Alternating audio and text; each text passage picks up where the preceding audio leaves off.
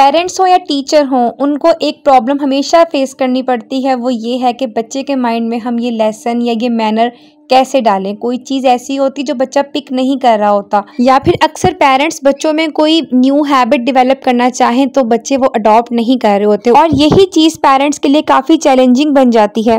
तो आज की वीडियो आप सबकी इसी मुश्किल को हल करने के लिए बना रही हूँ। So let's get started. अस्सलाम वालेकुम एवरीवन, वेलकम बैक अगेन। अक्सर पेरेंट्स से ये सुनने को मिलता है कि बच्चे हमारी बात को नहीं समझते। हम ऐसा कौन सा तरीका अडॉप्ट करें कि बच्चे हमारी बात को समझ लें।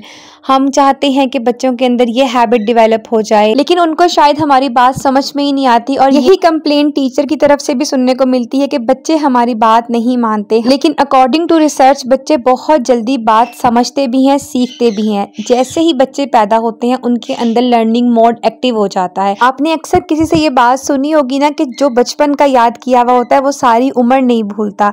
बड़े होकर कोई भी नई आदत को अडॉप्ट करना मुश्किल होता है, लेकिन बचपन से जो आदतें डल जाए ना, वो आदतें कभी भी खत्म नहीं होती। तो ये कहना गलत नहीं होगा, बच्चे हर वक्त सीखने को रेडी होते हैं, बस हम ही सही तरीके से उन्हें कम्युनिकेट नहीं कर पाते, उनको समझा नहीं पाते। तो हमें अपने अंदर कुछ ऐसी हैबिट्स को डेवलप करना होगा कि हम बच्चों को सही से लर्न करवा सकें, सही से चीज़ को समझा सकें।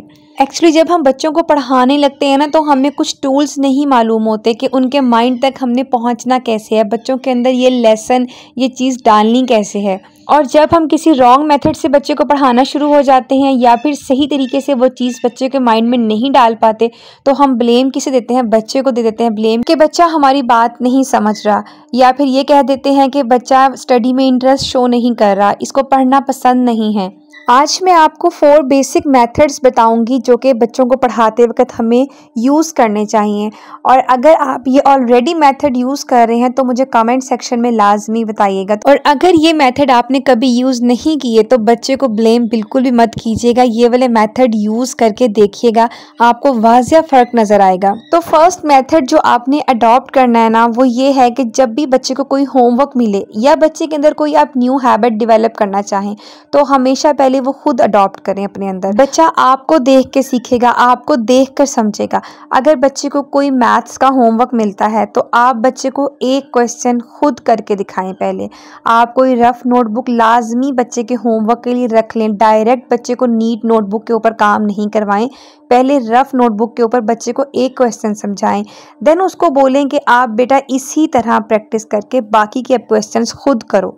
जब तक आप बच्चे को खुद नहीं करवाएंगे या खुद वो हैबिट अपने अंदर नहीं लेकर आएंगे, खुद करके नहीं दिखाएंगे, तब तक बच्चा उस चीज़ को सही तरीके से अडॉप्ट नहीं करेगा। कभी कभार ऐसा होता है जैसे ही हमें बच्चों की कोई गलती समझ आती है, हम उसी टाइम बच्चों को लेक्चरिंग करने लग जाते हैं, समझाने लग जाते हैं। फॉर एग्जाम्पल, अगर कोई बच्चा अपने किसी बहन या भाई के साथ कोई टॉयज शेयर नहीं करता, तो आप बच्चों के सामने लेक्चर्स देने की बजाय आप खुद ये चीज़ करके दिखाएं, आप किसी के साथ शेयर करके दिखाएं उसको, ताकि उसके अंदर भी ये हैबिट डेवलप हो, उसको पता हो कि ये चीज़ हमने शेयर करनी है। इस तरह कह देने से शेयरिंग इज़ केयरिंग ये चीज़ नहीं होती कि बच्चा अपने माइंड में बिठा लेगा शेयरिंग इज़ केयरिंग। जब तक आप खुद वो एक्टिविटी बच्चों के सामने नहीं करेंगे, बच्चा उस चीज़ को अडॉप्ट नहीं करेगा। नेक्स्ट मेथड जो आपने अडॉप्ट करना है, पहले आपने बच्चों को खुद करके दिखाया, उसके बाद आपने बच्चों के साथ मिलकर करना है। फॉर एग्जाम्पल, जैसे पहले अभी मैंने आपको शेयरिंग की एग्जाम्पल दी, अब नेक्स्ट स्टेप क्या होगा? अगर आपने बच्चों को शेयरिंग का बता दिया,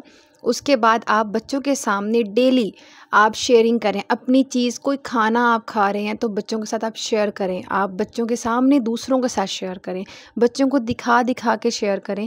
इस तरह ये होगा कि बच्चे के माइंड में ये चीज़ बैठ जाएगी। बस आपका मकसद ये होना चाहिए कि इस आदत को, इस हैबिट को आपने बच्चों को दिखाना है। और कैसे दिखाना है कि आप भी कर रहे हैं, वो भी कर रहा है आपके साथ, बच्चा भी कर रहा है, आप भी कर रहे हैं, बच्चा भी कर रहा है। आप लेक्चरिंग के थ्रू नहीं उसको सिखाएंगे, आप अपना खुद करके उसको सिखाएंगे, और इस तरह ये हैबिट बच्चे के अंदर डेवलप हो जाएगी।